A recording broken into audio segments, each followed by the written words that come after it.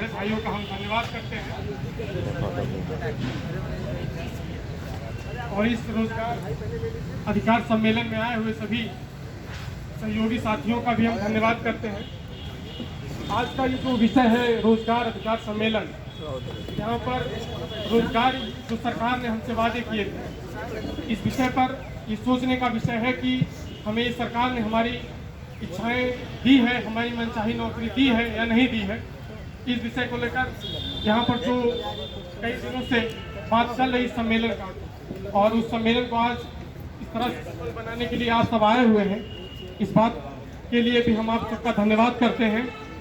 हमें ये सोचना होगा और ये जानना होगा कि जिस तरह से शिक्षा का ये हाल हो चुका है इस सरकार में, और रोजगार का देखा जाए तो कहीं अगर किसी को कुछ नहीं मिला, अगर करीब 10 लोग बेरोजगारी के कारण आत्महत्या करते हैं तो 1 गिने जाते हैं, और मुट्ठी भर रोजगार दिया जाता है तो 5 लाख गिना जाता है। ये हाल है इस सरकार में। हमें ये देखना होगा और सोचना होगा कि आखिर ये कैसी मानसिकता के लोग हमें चला रहे हैं, इस सरकार में बैठे हुए हैं। और देखना होगा कि जब गरीब पढ़ने लगा, ये सरकारी संस्थाओं को प्राइवेट करने लगे, और जब गरीब नौकरी करने लगा तो ये प्राइवेटाइजेशन करने लगे। तरीका सिर्फ बदला है, शोषण अब भी जारी है। हमें ये समझना होगा कि ऐसा क्या क्यों हो रहा है, इसमें कहीं ना कहीं हमारी कोई गलती है या हमने थोड़ा निर्णय लेने में कहीं ना कहीं गलती की है। और जब भी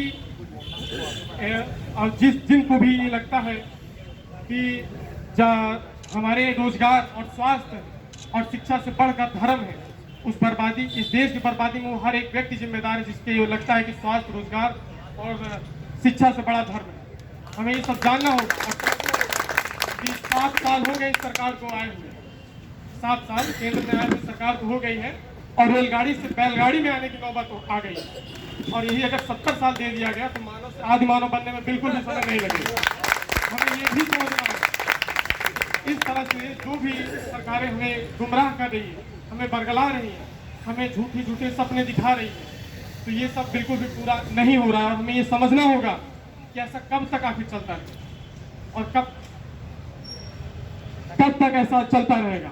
हमें ये समझना होगा कि अगर हम संविधान पढ़ेंगे तो चपरासी हैं, दलित हैं, कुछ भी हैं और सफाई कर्मी हैं, तो भी राष्ट्रपति प्रधानमंत्री आसानी से बन सकते हैं। लेकिन अगर धर्म की बात करेंगे तो अशूद्ध, अशिक्षित और शोषित शूद्र बनकर रह जाएंगे। तो हमें संविधान की बात करनी चाहिए, शिक्षा की बात करनी चाहिए, जो सबसे जरूरी है।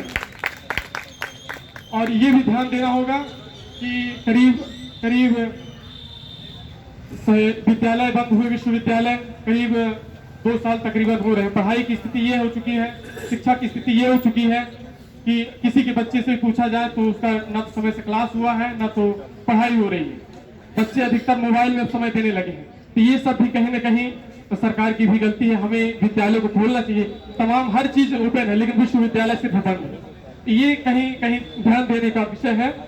और शिक्षा जितनी, जब तक हमें रोजगार नहीं मिलेगा तो हम तो अपना घर रोजी रोटी कुछ नहीं कर पाएंगे, तो शिक्षा कहाँ से ग्रहण कर पाएंगे। और शिक्षा जितनी महंगी होगी देश उतना ही अनपढ़ रहेगा, और देश जितना अनपढ़ रहेगा देश में धर्म का धंधा उतना ही बढ़ेगा। तो हमें ये समझना चाहिए कि हमें शिक्षा पर ध्यान देना है, धर्म बिल्कुल नहीं। और एक रावण थे, बहुत प्रखंड विद्वान थे, उनके बारे में सब कोई जानते हैं।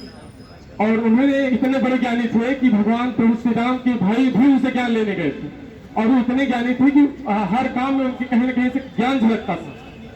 उन्होंने एक बार जो साधु का वेश धारण करके सीता का हरण किया था,